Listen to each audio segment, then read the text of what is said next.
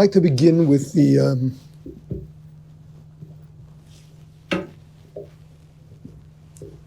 two Jewish obsessions. There are two things Jews are obsessed with. First is education. The second is social justice. We're crazy about them. And this, by the way, is across the board, the whole spectrum of Jews,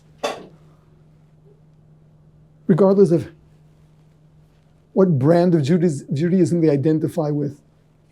These two obsessions we all have in common. We're crazy about education, we are crazy about social justice.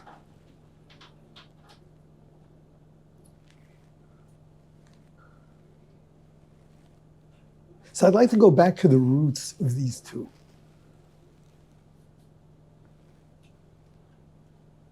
Who was the first Jew? Abraham. Okay. Abraham was brought up in the house of an idol manufacturer. He grew up in a pagan world, a cruel pagan world. And he did his research. Different opinions of when he started searching. The more commonly accepted one is he started at age 3. Hard to imagine. He was looking to find truth. You know, in the Torah, we do not find anything about his philosophical investigations of how it is that he found God. We find nothing, absolutely nothing. There's no mention of it whatsoever. Which to us was probably the most important thing. You know, if Jews would understand how Abraham found God, then maybe we'd have an easier time finding him ourselves. No discussion. Go through your Bible stories, nothing.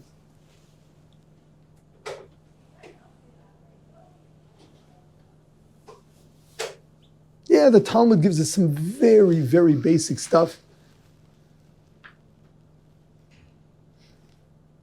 He started with the commonly worshipped pagan gods like the sun, the moon.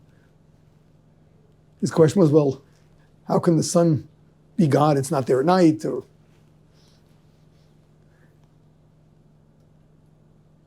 Which, by the way, basically means his real question was, how could the origin of existence be finite? That was really his question. But he did a lot more profound stuff than that. He found God. He developed himself to the point that he actually reached prophecy. But again, there is no discussion of how he got there. What do we read in the Torah about Abraham? Anyone know what are the Bible stories all about Abraham?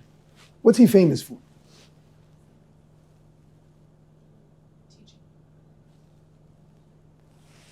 He called out in the name of Hashem. He called out in God's name, yeah.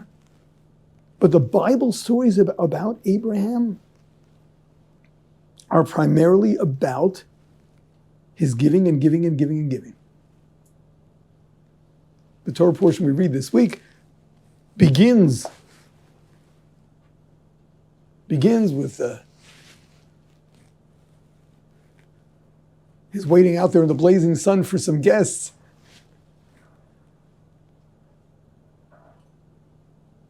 But I'll tell you, even more impressive is the one that follows it.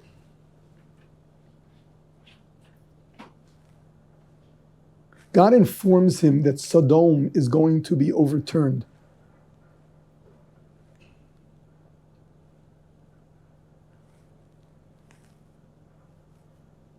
So first of all, do you know what Sodom was all about?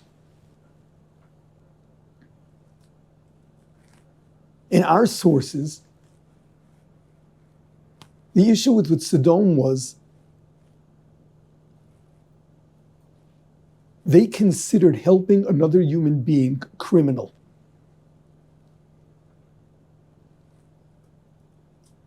It's weakness. Familiar, that's the Nietzsche's philosophy. And Hitler writes it. It is cruel to help people because you're making them dependent.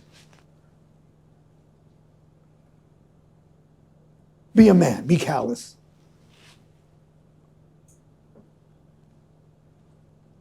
Don't be weak-hearted. Don't cry for people suffering.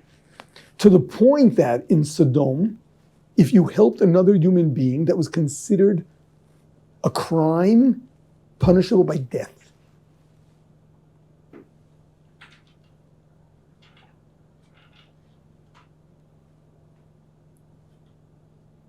So God tells Abraham he's going to destroy Sodom. So we read in this week's portion of the Torah, Abraham is pleading with God, but maybe there are some good people there. He's trying to keep the place from being destroyed. Now, this is wild. Abraham, who's called to fame is the way he cared for others, is now pleading on behalf of a society that believed that it was criminal to help another human being. Wild.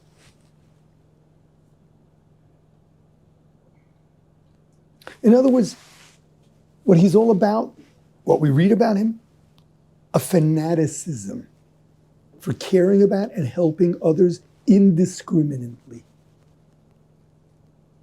That's what he stood for.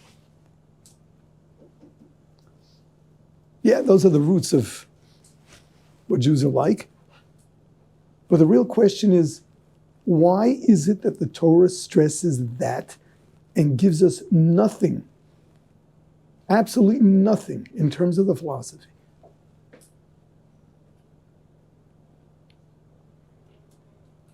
Isn't that revealing part of the philosophy?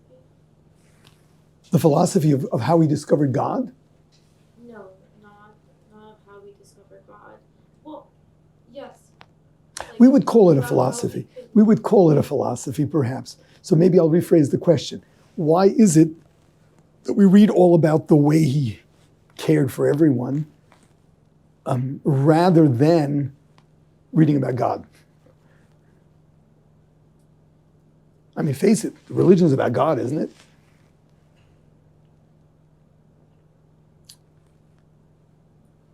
So you got to know something. And I believe when you hear this, you'll agree.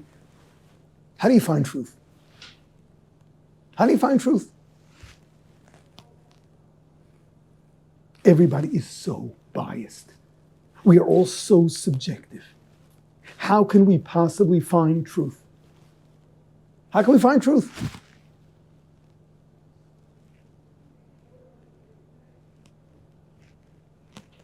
It's an interesting one. The rabbis teach us, why did God create one man, Adam, and not create all of society together?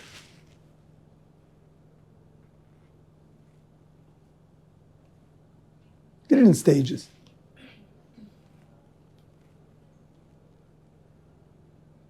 So if we read in the Chumash, when God creates Eve, he says it's not good for man to be alone. And the commentaries explain that the angels thought he was God. There's God in heaven and God on earth, and God on earth was Adam. So he created Eve, now we know there's more than one. Couldn't be God.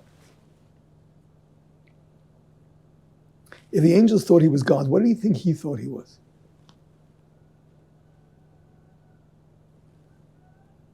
If there's no one on earth to disagree with you, if there's no one on earth to provide an alternative, you believe that everything you understand is absolute truth. God had to create Adam alone and then show him that there's a necessity for society. There's a necessity for lots of human beings because no one human being is going to be able to find the whole truth on his own. Again, because of our subjectivity.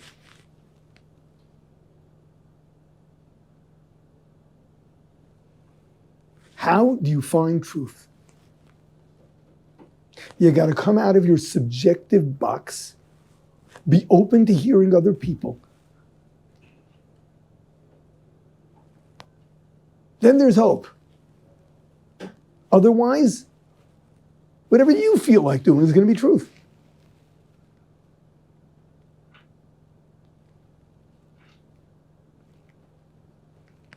You know, it's so funny.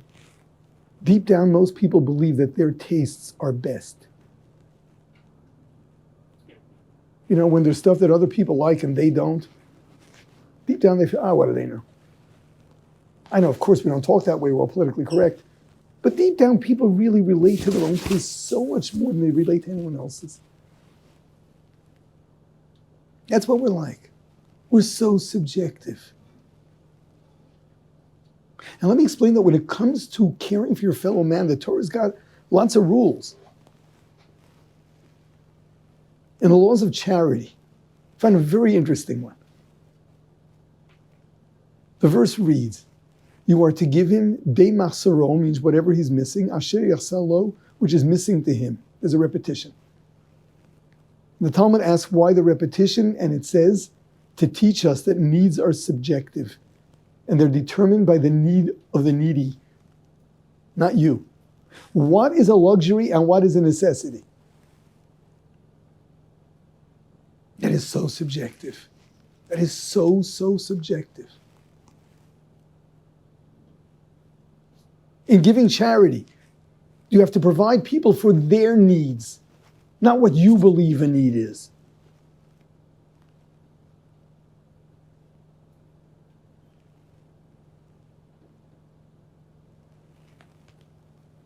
This is true of all forms of helping others.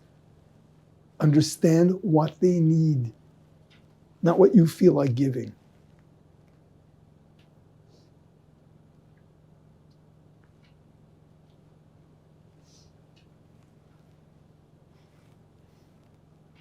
Like telling the story of how when we first got married, we were unwrapping our wedding gifts and we played a bit of a game. We decided that we'd look at the gifts before we looked at the card. And we'd have to guess who bought it. And we were almost always right. People buy what they like. People's tastes, they think, are objective. They don't buy on the basis of what somebody else needs. I had a friend.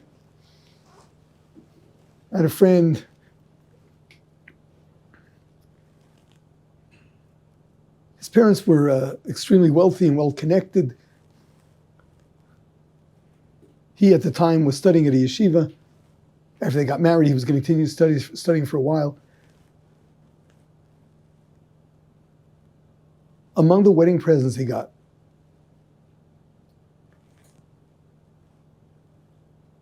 14-karat gold egg snippers. What are egg snippers?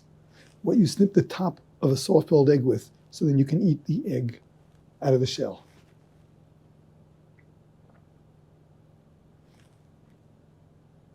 His parents were English, and apparently the wealthy in England use such things. That was the last thing he needed.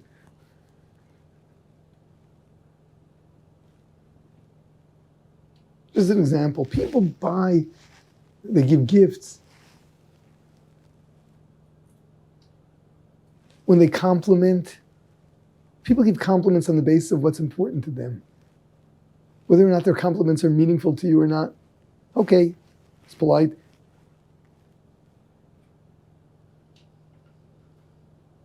And really trying to help people, we have to understand one another.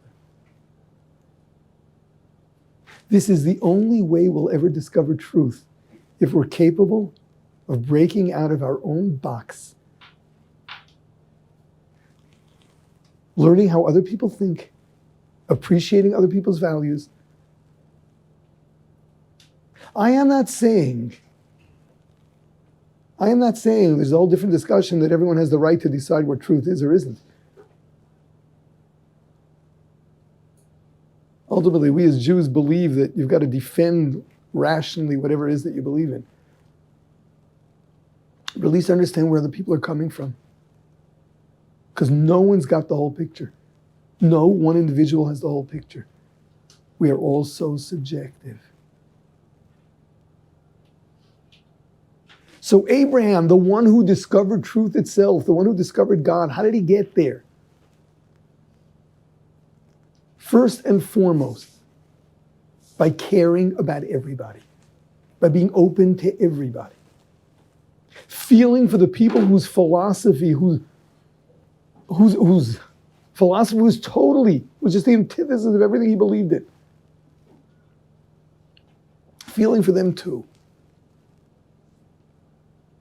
You will never find truth so long as you're not willing to be open to hearing other people.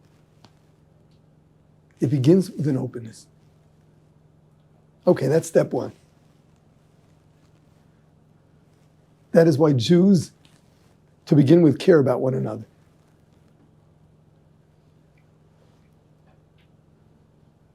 Now comes the second one, which is okay. So now you're open.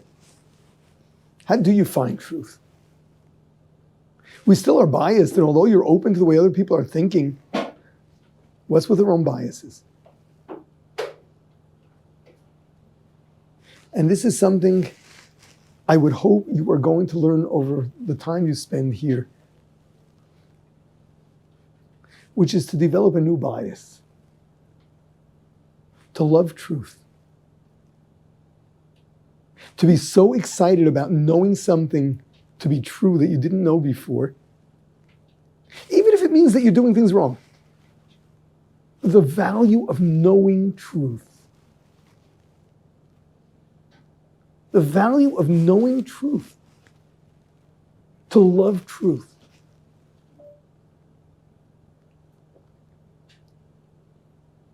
These are the two ingredients for discovering truth. Openness and a love of truth. An excitement. That's so right.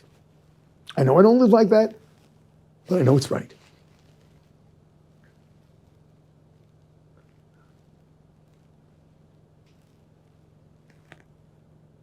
That something really makes sense.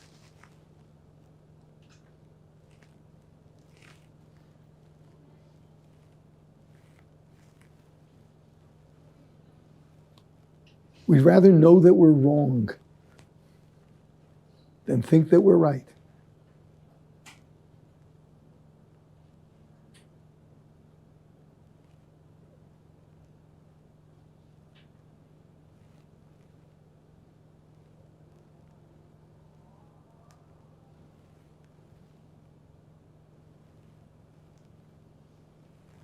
All right, so this was the first part. This was the first part, which is how one pursues truth, first with an openness, not being subjective, and second, by developing a real appreciation for truth. Feeling so good about the fact, well, I've been enlightened. Now I know what's right.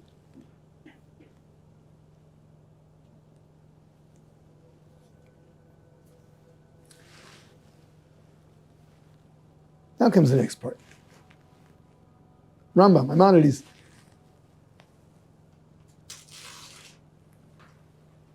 Speaks on how the goal in life is to enhance your wisdom until you become so wise that you can understand the unity of God. That's the way he puts it. But life is all about developing your wisdom, your intelligence, your intellect. So he asks an interesting question. So why are Jews so much into laws of what you got to do? Why shouldn't we just be a bunch of academics?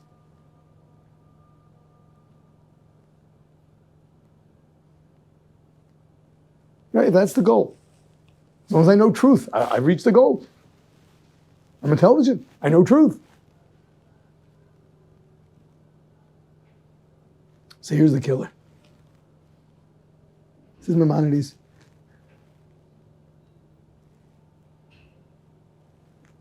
If you know that's not the way you live, then you don't know.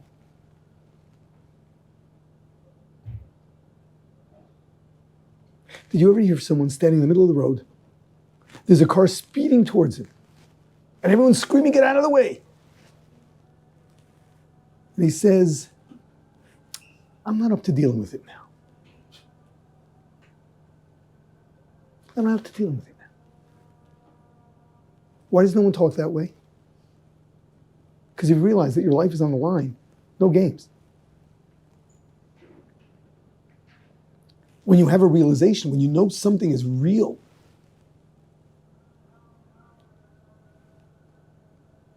so that all truth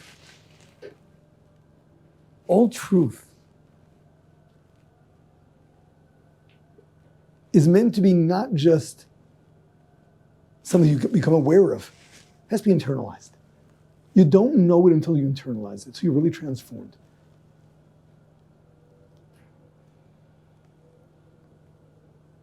Sorry, can I ask a question? What does that mean to internalize? To internalize means it is so clear to you that you're going to live like that. How do you do that practically? Practically, you study everything you study until you realize it's right. It sits with you. Yeah, it sits well with you, and you've really integrated it.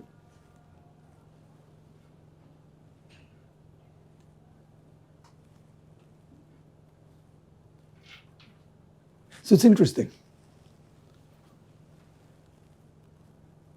In the laws of the Torah, there are few deterrents. As an example, armed robbery. What happens if you get caught?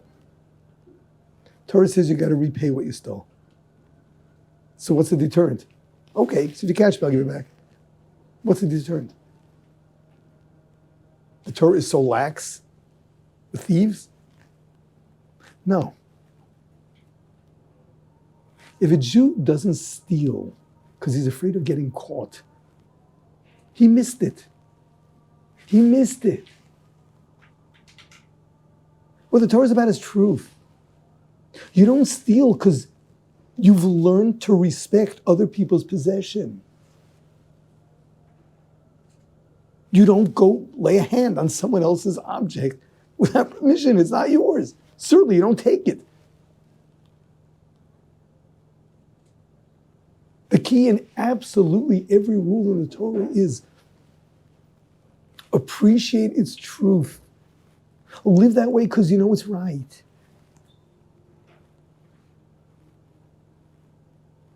Even the stuff that's punishable by death, we are told that if the courts, the Sanhedrin, if they executed more than one person in 70 years, they were known as a murderous Sanhedrin. Their first obligation is to find why the person will not be sentenced to death. How's that?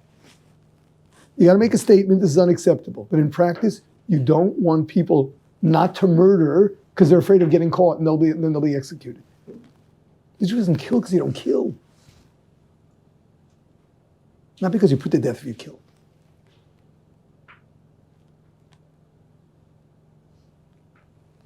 Yeah. I do understand something. You were describing how the first step is to find truth through being open, and then after being open, that you must love and be excited about the truth. But I feel like there's a step in between, because how are you excited? You got to look for truth. You absolutely have to pursue truth. You have to pursue it. If on the one hand there's an openness, and on the other hand there's an appreciation for it, obviously it's going to be accompanied by a pursuit. And if you pursue it, now the odds of finding it are far, far greater than if you'd be subjective and you don't have that much of an appreciation for truth in the first place. You'd rather be comfortable.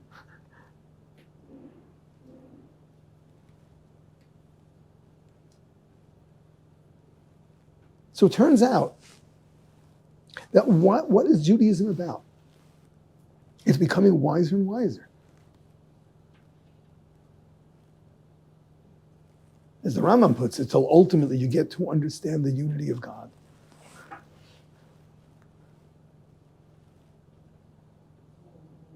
knowing right from wrong, and feeling it, and living it because it's so clear to you.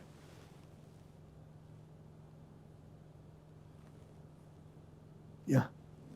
Once you find and accept truth, do you think it's a Jew's obligation to then teach another Jew to search and pursue Okay, truth? you got it. That's the next part. That's the next part. Yeah. But just because you're feeling it and does that mean that's the ultimate truth? Because we are finite, so we cannot grasp the ultimate truth. We can get a good shot at it. With an openness and a real desire to find truth, we're okay. But there's people living multiple versions of truth. Well, you got to search and find truth. And as said before, we don't believe that truth means find your truth and you're fine. You have to be able to defend it. There's got to be a logical basis for it. If you cannot rationally defend what you believe in, then you don't have the right to believe in it. That aspect of what society believes in today, we just don't accept. You know, the idea that you've got to accept everyone's belief systems, everyone's value systems, we don't believe in that. You got to look for truth, and part of looking for truth is we demand that there's a rational basis for it. Yeah. Is it fair to say that there is only one truth? That's a hot issue today.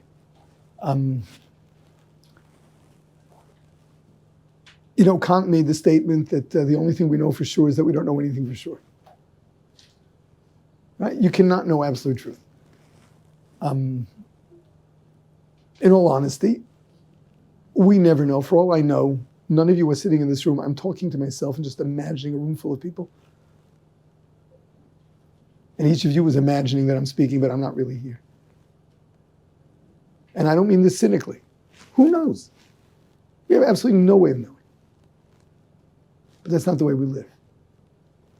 Humanity would never have gotten to where it got to if we would question the validity of our logical systems and say, well, perhaps it's all hallucination. That's not the way we live. And certainly when it comes to the most important questions on life, we don't have the right to say, well, you never know. Such as what the purpose of life is. Right and wrong. So deep down, is there always this doubt that perhaps we're just fantasizing? Yeah. Yeah. That's not the way to live. None of us live that way. We rely on our brains, we rely on our common sense, and we rely on our logical systems for the sake of developing everything we do. And look where we've gotten to.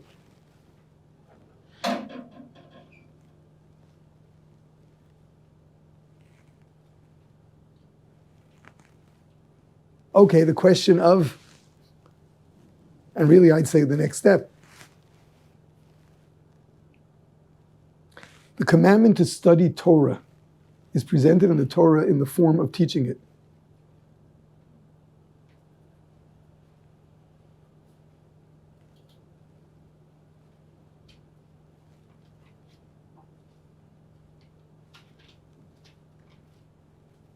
So number one, part of being Jewish is an excitement with wisdom. A real excitement. Jews share ideas. Jews are outspoken. You can just observe this. All Jews are like this. We believe in something, we got to tell the masses. That's what a Jew is. So the Torah commands it. The Torah says you've got to have it. That's where it came from. We're to develop an enthusiasm where we feel like sharing everything that we've arrived at. To share that. But most importantly, when it comes to education, the key is to provoke people to think, to use their brains.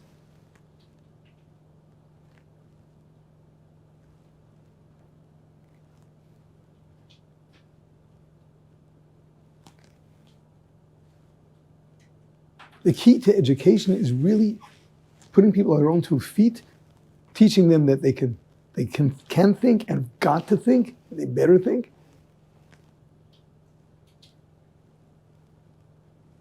Simply indoctrinating other people with your truths has never been the Jewish way of doing things.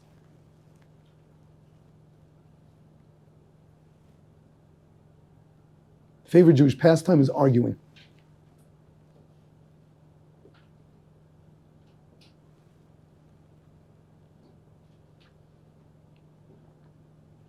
One is so excited about this being right. You got to share it, and you've got to be prepared to stand to the test of other people's questions. Yes, you do have to defend what you believe in.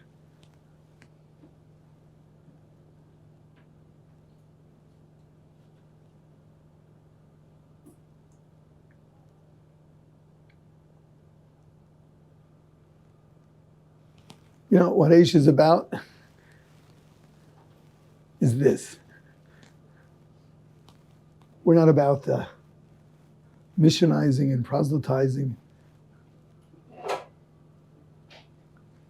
We're about encouraging Jews to think. Not just do what everyone's doing, but think. Think, ask questions.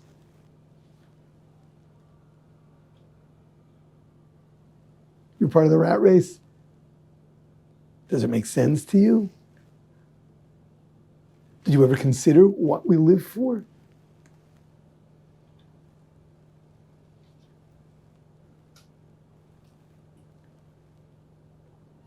So much of it is also becoming aware of your own experiences, tuning into the common human experience. For example,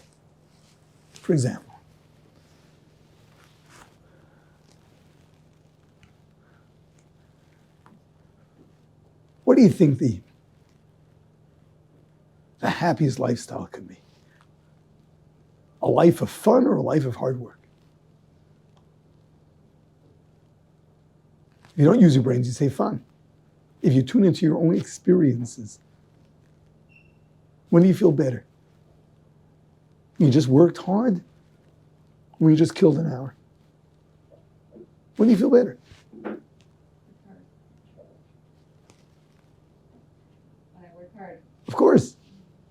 We all feel that way. When do you feel better? When you give or when you receive? Definitely.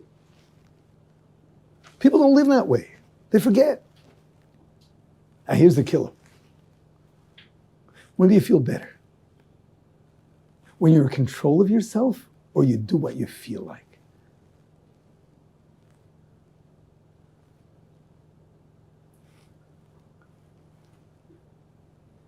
When do you feel better? Oh, come on. Yeah? So how come no one lives that way? Shouldn't say no one. These are simple things. Tune into your own experiences.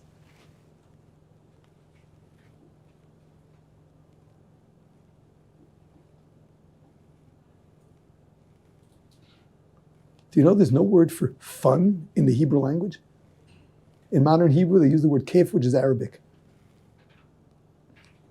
There is no such word in all the scriptures. The Hebrew language does not have a word for fun. That's so not Jewish. We have many words, which is remarkable. We have many synonyms for joy. Each one has a different connotation.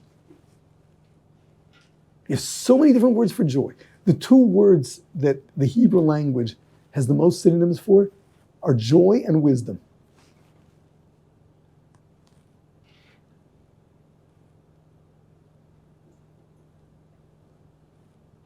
I heard from a professor that there are 24 different words for camel in Arabic and not a single word for pajamas.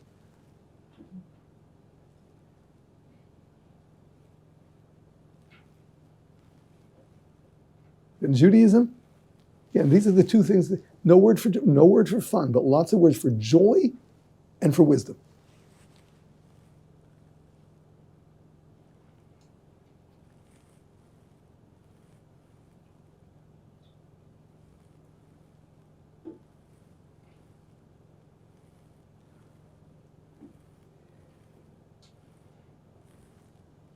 It's learn to think sanely. And that's really what we're trying to share with others. I want to get you excited about that. Developing sane priorities.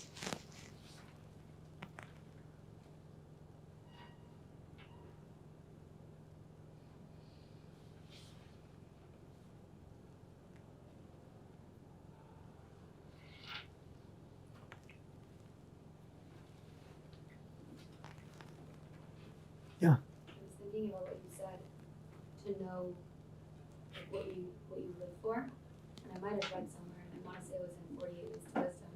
I don't know Weinberg. You might have said, you should also, even more importantly, know what you would die for. Yeah. And you stand by that. And I guess, how do you get to that conclusion? That there's something more important than your own dear life. What is that? And ultimately, in Judaism, it's arriving at the point of love of God.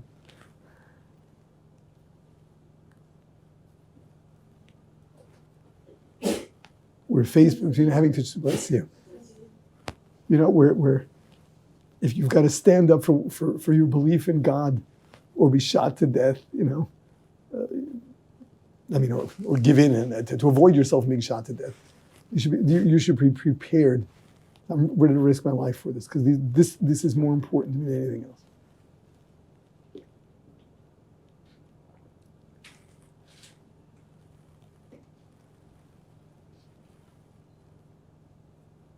It was weird.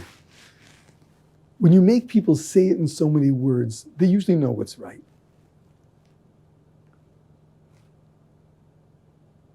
Ask people, what's more important? Your career or your kids? Or having a career or having kids? Nobody is going to say a career is more important than kids. I don't think anyone's going to say that. In practice, most people prioritize their career over their kids. It's wild. It's wild. That means that they never really internalized, the gift of giving life, nurturing, bringing up children. They never internalized it as much as they say, oh, come on, in theory, kids are more important.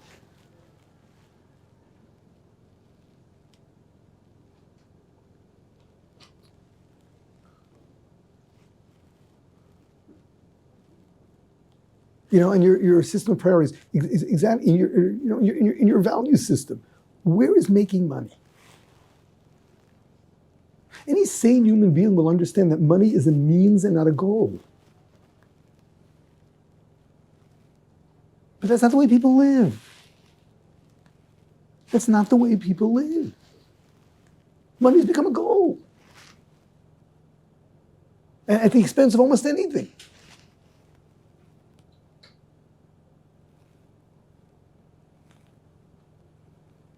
So the Jew not only has to find truth, he's got to be excited over it.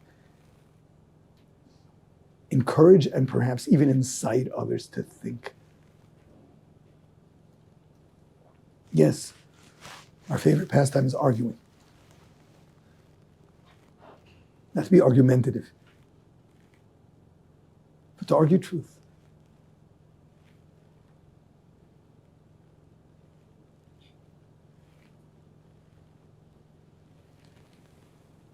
We're now at a point that the Jewish nation is really crumbling.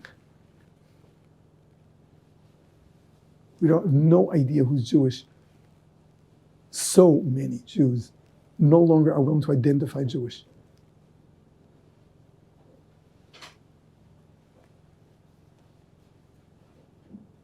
One of my hobbies is reading surveys of how many Jews there are in the different countries.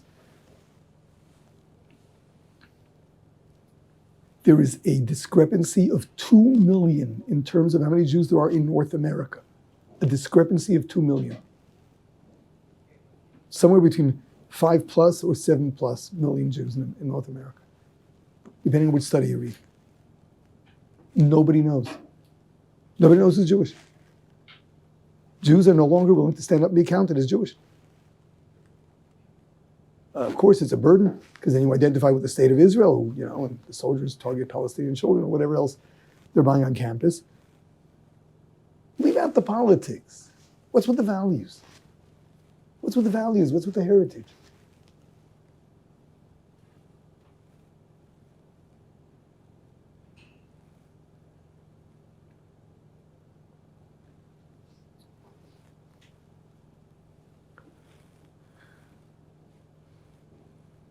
So one of the things we try to instill in everyone that comes through the door here is you got to feel responsible for perpetuating the Jewish nation. And primarily, by learning enough about your Judaism to want to share it with others, getting as many Jews as possible to want to identify Jewish.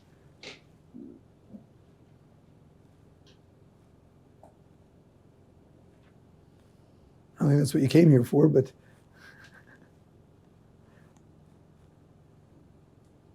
recognize the importance. Humanity needs us. Humanity needs the Jewish nation.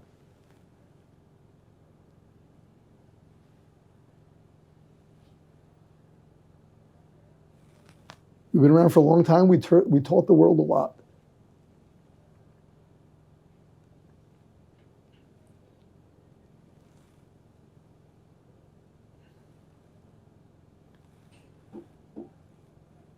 We can't allow the Jewish nation to end up being comprised of like 20% of what we really are. Like 80% of Jews today are either totally unaffiliated or barely affiliated.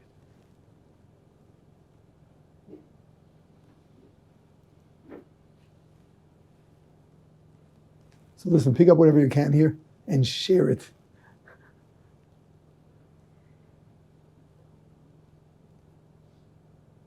Share it with everyone around you.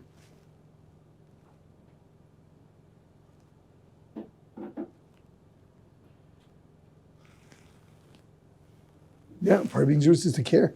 Don't you care that people have a meaningful life? They stop making ridiculous decisions.